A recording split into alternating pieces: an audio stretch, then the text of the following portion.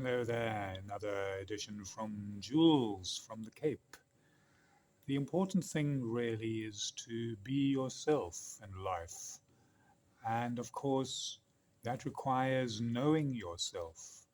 Know thyself has been one of the ancient aphorisms since the dawn of our modern history.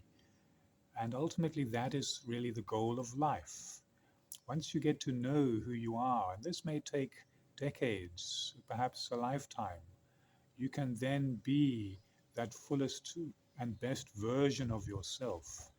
And like a flower or a tree that grows over the years to mature in its later days, humans sometimes also blossom late and have some of their better insights with time, based on experience, of course, and also the time to improve oneself and to refine oneself.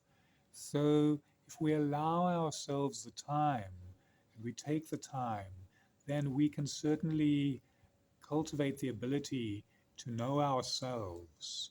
And once we get to know the self, know the nature of the mind and the body, and what is the nature of a human body and a mind? How does it work like clockwork?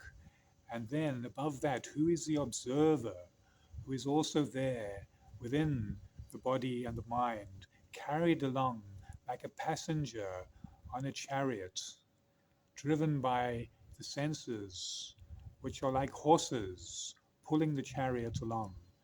If we can, as the observer, perhaps have a relationship with the driver of the chariot and advise that driver, then that body and mind can function under the guidance of the observer, the self. And in that way, we can harness the best out of our capacities according to our nature and nurture, and really find ourselves and become the best version of ourselves and the legacy that we would like to leave for future generations. So, if you would like to know more on how to know yourself, as well as then ultimately be yourself, then continue on the journey and stay tuned as well, because here in the Cape, this is Jules with plenty of treasures to reveal when the time is right. Until then, it's over and out.